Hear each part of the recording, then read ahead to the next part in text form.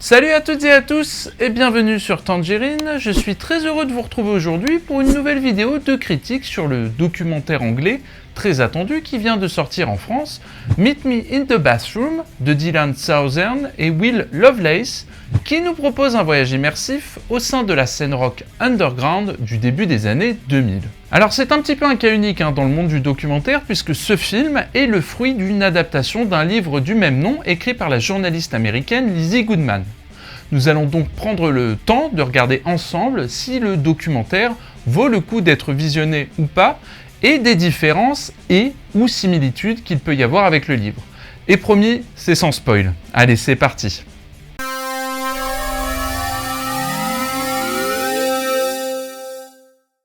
Meet Me in the Bathroom vaut-il le coup d'être regardé? Eh bien c'est un grand oui, clairement vous n'allez pas perdre votre temps et il y a plusieurs éléments qui vont nous permettre de répondre à la question. Pour débuter, je voudrais brièvement vous présenter les réalisateurs, Dylan Southern et Will Lovelace, à l'origine du projet. Nos deux compères constituent un duo qui n'en est pas à son premier coup d'essai. Ils ont à leur actif réalisé deux très bons documentaires, le premier No Distance Left to Run en 2010 qui revient sur la reformation temporaire du groupe Blur le temps d'une tournée en 2009. L'année suivante, il tournait Shut Up and Play, le film documenté le dernier concert donné par LCD Sound System au Madison Square Garden et dressait un portrait intime de James Murphy. C'est donc leur troisième long métrage. Et pour le réaliser, ils se sont basés sur une œuvre déjà existante, le livre Meet Me in the Bathroom, Rebirth and Rock'n'Roll in New York City de la journaliste américaine Lizzie Goodman paru en 2017.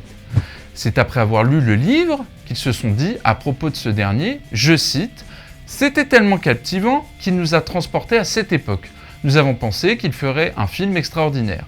Nous ne savions pas quelle forme cela prendrait, mais nous savions que cela nous intéresserait. » Donc voilà comment est né le projet.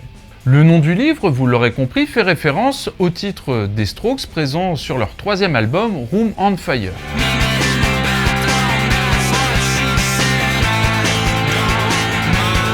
C'est un ouvrage construit sur le principe d'histoire orale, c'est-à-dire que Lizzie Goodman a retranscrit à l'écrit tous les échanges et interviews oraux qu'elle a effectués entre 2001 et 2011 avec des artistes et des groupes de rock. Elle les a ensuite compilés au sein d'un livre en un peu plus de 600 pages avec 5 chapitres pour décrire toute la culture underground musicale qui s'est déployée dans ce début de 21e siècle. Donc voilà, le sujet est assez riche en informations recueillies sur cette période et on a deux réalisateurs qui connaissent bien la matière qu'ils vont exploiter. Passons maintenant à l'analyse du film.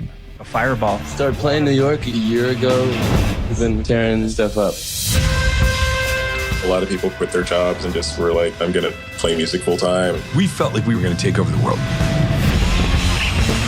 Avant de rentrer dans le vif du sujet, je voulais partager avec vous un élément assez important qui a participé au fait que j'ai aimé ce documentaire, c'est le côté proximité du sujet. Je suis né au début des années 90 et j'ai grandi et évolué à l'adolescence, notamment avec cette culture. Je ne vous ai jamais caché au sein de la chaîne mon amour pour les Strokes, les Yé et les Rapture qui font partie de mes groupes préférés.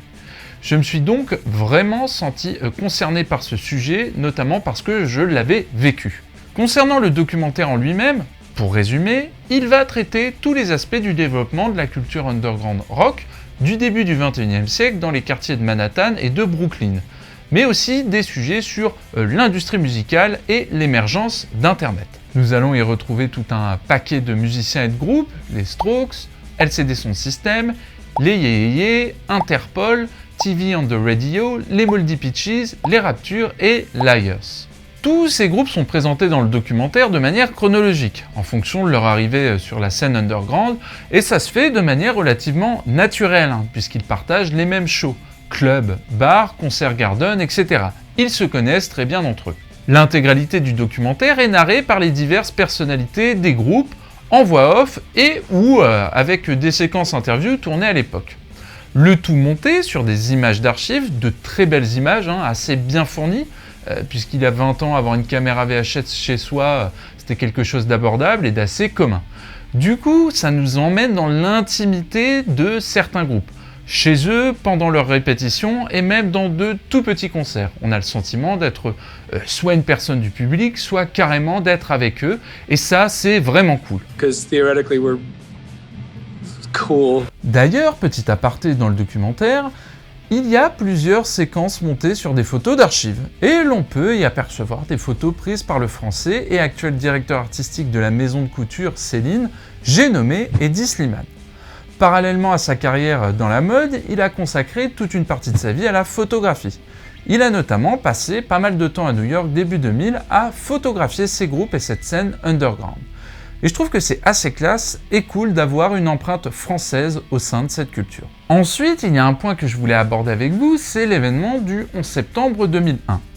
Le livre de Lizzie Goodman commence après cette date, alors que le documentaire commence avant, en 1999.